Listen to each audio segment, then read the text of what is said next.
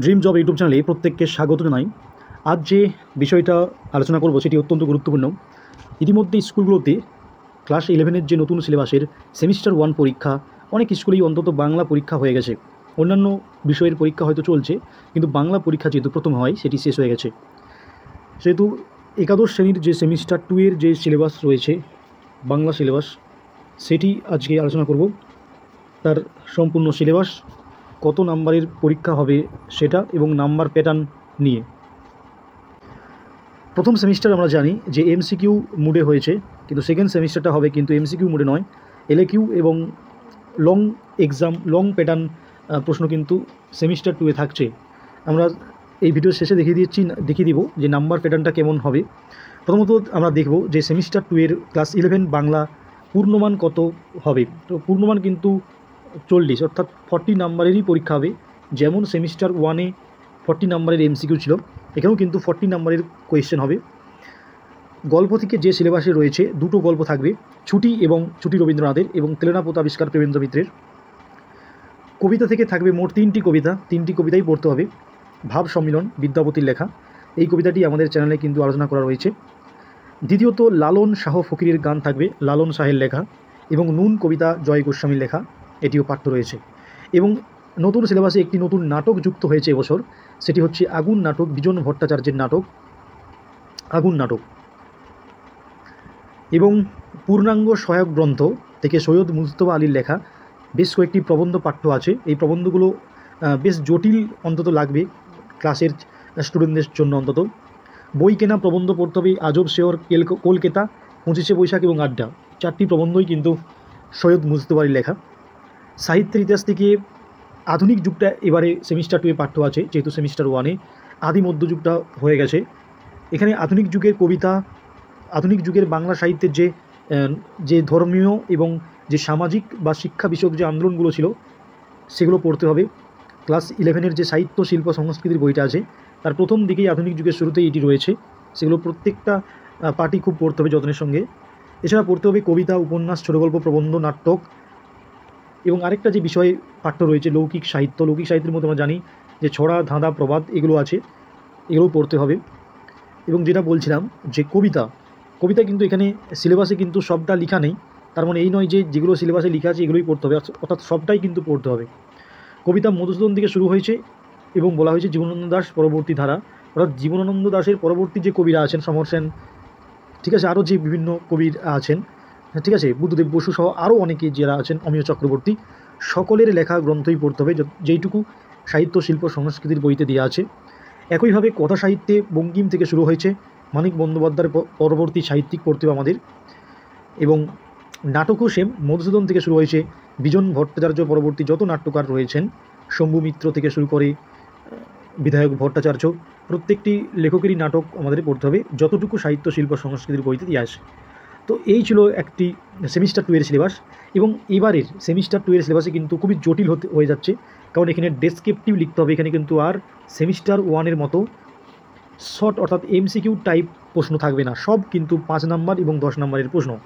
প্রবন্ধ একটি লিখতে হবে, এখানে বলা হচ্ছে প্রবন্ধ কিন্তু থাকবে একটি 10 নাম্বারের, ঠিক আছে, প্রবন্ধ একটি থাকবে 10 নাম্বারের। এখানে প্রবন্ধের কিন্তু বিষয় বলা হয়েছে যে রচনা লেখার বিষয়টি এক লাইনে না দিয়ে একটি মানস মানচিত্র এবং তথ্য সংবাদ দেওয়া হবে, পরীক্ষার্থীরা সেই মানচিত্র এবং প্রয়োজনীয় তথ্য ব্যবহার করে প্রবন্ধ রচনা করবে। মানে বিষয়টা কি, ধরো যদি সত্যজিৎ রায় পরীক্ষায় থাকে, আগে কী হতো পুরনো সিলেবাসে যে শুধু সত্যজিৎ রায় বলা থাকতো, সেটাকে দেখে এবারে লিখতে হতো, ঠিক আছে, স্টুডেন্টদের। এবারে কিন্তু এরকম থাকবে না। ধরো সাপোজ রবীন্দ্রনাথ ট্যাগর এটি প্রবন্ধ দিল, এই রবীন্দ্রনাথকে নিয়ে প্রবন্ধ, এখানে কিন্তু একটা তথ্য সারণী দেওয়া থাকবে, যাতে স্টুডেন্টরা সেই তথ্য ইউজ করে ব্রডভাবে লিখতে পারে। যেমন ওরা জন্ম মৃত্যু দিতে পারে, পড়াশোনা, সাহিত্য চর্চা, পিতামাতা, এরকম ছোট ছোট পয়েন্ট কিন্তু দিয়ে দিবে। অর্থাৎ সেই পয়েন্টগুলোকে ব্যবহার করে স্টুডেন্টদেরকে বড় করে ইলাবোরেটভাবে লিখতে হবে। এটা কিন্তু সিলেবাসে বলে দিয়েছে যে এক লাইনে প্রশ্ন না দিয়ে একটা তথ্য সারণী দেওয়া থাকবে, সেটা দেখে কিন্তু ব্রডভাবে স্টুডেন্টদেরকে তৈরি করতে হবে।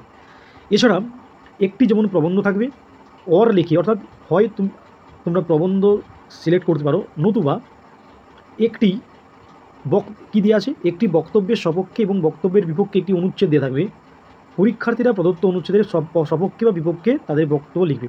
যেমন এরকম একটা প্রশ্ন থাকতে পারে, সাপোজ বক্তব্যের পক্ষে বিপক্ষে, যেমন মোবাইল ফোনের উপকারিতা, ঠিক আছে, দিয়ে বলে দেওয়া হবে যে এই বক্তব্যের সপক্ষে স্টুডেন্টরা লিখতে পারে, যারা সপক্ষে লিখবে তারা মোবাইল ফোনের উপকারিতাগুলো লিখবে, আর যারা বিপক্ষে লিখবে তারা কিন্তু মোবাইল ফোনের অপকারিতা লিখতে হবে। অর্থাৎ হয় সপক্ষে লিখতে হবে, নয় বিপক্ষে লিখতে হবে। দুটোকে লিখলে কিন্তু মাইনাস, দুটো লেখা যাবে না।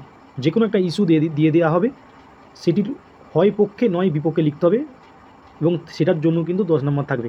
তাহলে ব্যাপারটা কী জানালো, যে প্রবন্ধ অথবা সপক্ষে বিপক্ষে অনুচ্ছেদ, এই দুটো প্রশ্ন থাকবে, সেখান থেকে একটি চুজ করে, হয় প্রবন্ধ নয় এই সপক্ষে বিপক্ষে মন্তব্য, এটা কিন্তু চুজ করতে হবে স্টুডেন্টদেরকে। এবং যে বিষয়টা বলার ছিল, যে সেমিস্টার 2 হয়ে যাচ্ছে কিন্তু এলএকিউ টাইপ, অর্থাৎ লং অ্যান্সার কোয়েশ্চেন থাকবে, লং অ্যান্সার টাইপ, প্রত্যেকটারই মান থাকবে 5 এবং 10। এবার আমরা দেখে নেব যে কবিতা গল্প থেকে মোট কয় নাম্বারের প্রশ্ন থাকবে। পর্ষদের তরফ থেকে এটি অনেক দিন আগেই পাবলিশ করা হয়েছিল, প্রায় 1 বছর আগে। সেখানে দেখা যাচ্ছে যে সেমিস্টার 2 এখানে দেখো লেখা আছে, এখানে একেবারে স্পেসিফিকভাবে বলা আছে যে কোন পোর্শন থেকে কত নাম্বার থাকবে। যেমন গল্প থেকে থাকবে 5 মার্কস, অর্থাৎ গল্প থেকে থাকবে 5 মার্কস। গল্প যে দুটো আছে সেখান থেকে দুটো প্রশ্ন থাকবে, একটি গল্প থেকে তেলেনাপদ থেকে একটি এবং ছোটো থেকে একটি, সেই দুটোর মধ্যে একটি চুজ করতে হবে এবং নাম্বার থাকবে 5। একই রকমভাবে কবিতা থেকেও কিন্তু দুটো প্রশ্ন থাকবে, 3টা কবিতা থেকে মোট 2টি প্রশ্ন থাকবে, একটি লিখতে হবে 5 নাম্বার। নাটক থেকেও কিন্তু একটি নাটক থেকে দুটো প্রশ্ন থাকবে, সেখান থেকেও 5 নাম্বার প্রশ্ন থাকবে। এবার পূর্ণাঙ্গ সহায়ক গ্রন্থ অর্থাৎ সৈয়দ মুজতবা আলীর যে 4টি প্রবন্ধ রয়েছে, সেখান থেকে মোট 2টো প্রশ্ন থাকবে, তার থেকে একটি প্রশ্ন চুজ করতে হবে, সেখান থেকেও থাকবে 10 নাম্বারের প্রশ্ন। অর্থাৎ 4টি যে প্রবন্ধ রয়েছে মুজতবা আলীর, সেখান থেকে 5 নাম্বারের প্রশ্ন আসবে না, একটি 10 নাম্বারের প্রশ্ন লিখতে হবে। বাংলা শিল্প সাহিত্য সংস্কৃতি থেকে একটি 5 নাম্বারের প্রশ্ন লিখতে হবে। আর যেটা আগেই বলেছিলাম যে প্রবন্ধ রচনা, সেখান থেকে মোট একটি প্রশ্ন থাকবে, 10 নাম্বারে লিখতে হবে। এই করে টোটাল দেখবে 40 নাম্বার হচ্ছে। তাহলে বিষয়টা কি জানালো, যে সেমিস্টার 2-এ 5 নাম্বারের প্রশ্ন থাকবে একটি, দুটি, তিনটা, মাফ করবে, একটি, দুটো, তিনটা, 4টা। 5 নাম্বারের প্রশ্ন থাকবে 4টা এবং 10 নাম্বারের প্রশ্ন থাকবে 2টো। এই করে হচ্ছে আমাদের 20 টোটাল 40 নাম্বার। ঠিক আছে, তো এই ছিল সেমিস্টার 2-এর টোটাল সিলেবাস এবং নাম্বার প্যাটার্ন। অবশ্যই তোমরা যারা সেমিস্টার 2 ভালো করে পরীক্ষা দিতে চাও, এখন থেকে শুরু করে দাও, অবশ্যই তোমাদের পরীক্ষা ভালো হবে। প্রত্যেকে অসংখ্য ধন্যবাদ সম্পূর্ণ এই ক্লাসটি দেখার জন্য।